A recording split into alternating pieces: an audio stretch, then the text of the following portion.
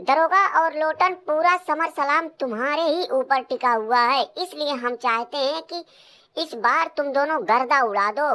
ऐसा पलंग तोड़ जलवा दिखाओ कि लोग सैकड़ों साल तक तुम्हें ना भूल पाए। चाचा, अगर अपनी खैरियत चाहते हो तो अपना मुंह बंद ही रखो। साला लोग हमारे मैच पे थूकना भी पसंद नहीं कर रहे हैं और तुम कह रहे हो कि पूरा समर सलाम हमारे ही ऊपर टिका हुआ है। मतलब कि साला चमचागिरी और चापलूसी की भी हद होती है। अरे लोटन जैसे आदमी को कहीं भी ढकेल दो चल जाएगा, लेकिन साला हमारे जैसा आदमी कैसे इस मैच को बर्दाश्त कर रहा है वो हम ही जानते हैं। अरे यार दरोगा, तुम ऐसा कैसे बोल रहे हो? अब तुम खुद ही सोचो ना कि अगर तुम ही लोग हमारा साथ नहीं दोगे तो फिर हम करेंगे क्या? अरे तो तुम्हारा साथ देने का ये मतलब थोड़ी नहीं है कि तुम्हारे चक्कर में कहीं भी तेल लेके बैठ जाएं। ट्रिपल एच, ऐसे अतमीज बदतमीज लोगों के मुंह मत लगो। ऐसे बदतमीजों को ठीक करना मुझे अच्छे से आता है।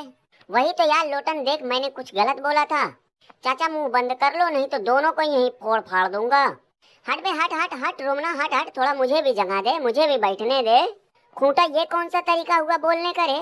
मतलब कि चैंपियनशिप के साथ साथ अदब तमीज भी तेरी चली गई क्या? हट रहा है कि एक लात दूं? अरे रोमन रेंज, हट जाओ भैया, हट जाओ हट जाओ। ये भाई साहब अब बड़े आदमी बन चुके हैं, क्योंकि सुनने में आ रहा है कि ये ना ना करते करते आखिरकार रात को अपना होल, सॉरी यार, अपना सोल बेच ही दिया। खूंटा, ये मैं क्या सुन रहा हूँ? क्या ये सच है? रोमन रेंज, वो क्या बोलेगा, मैं बता रहा हूँ ना, ये बात 100% सच है। वैसे बेचा कितने में होगा? रोमन रेंज, एक घड़ी के बदले बेच दिया। खूंटा, अगर ऐसा है तो मेरे पास भी दो चार कीमती कीमती घड़ियां हैं, उसे लेके तू हमें भी 2-4 घंटे के लिए बेच दे। रोमन रेंज, वो तुम्हें नहीं ना बेचेगा, क्योंकि इसे वो पसंद है, वो क्या कह रहे हैं, ब्राह्मा बुल, मतलब सांड सांड, हल्का फुल्का नहीं।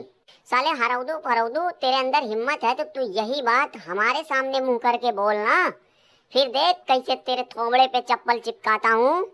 चुप रहो यार जानसीना, चुप रहो। अगर ये सब बातें सच है तो फिर खूंटा का तुम कुछ नहीं बिगाड़ पाओगे।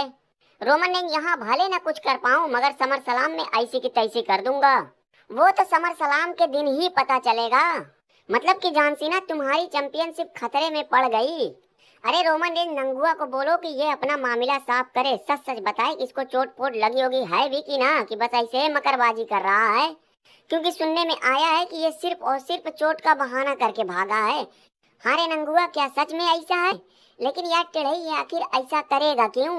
रोमन रेंज ये इस इंतजार में बैठा हुआ है कि जब मैं इस छिले हुए मुर्गे को हरा कर नया वर्ल्ड हेवीवेट चैंपियन बन जाऊंगा, तभी ये अचानक से चोरों की तरह हमारे ऊपर हमला कर देगा। रोमना, क्या तुझे लगता है कि मैं ऐसा करूंगा? अरे साला, मेरे पास ब्रीफकेस है, WWE के 2 सबसे खतरनाक गुंडे भी हैं। मुझे साला अगर किसी के ऊपर अपना ब्रीफकेस फोड़ना भी रहेगा तो दिन दहाड़े उसके ऊपर चढ़ाई करूंगा कि चोरों की तरह उसके ऊपर हमला करूंगा। हाँ रे टेढ़या नंगुआ, की ये बात तो सही लग रही है।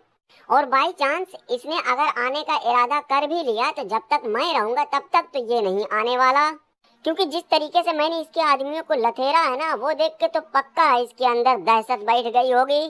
क्या लेमन चाचा ने इससे बताया नहीं होगा कि नंगू अभी आना मत, माहौल बहुत खराब चल रहा है? टेढ़ई चाचा, क्यों बेमतलब का फेंकम फाक मचा रखे हो?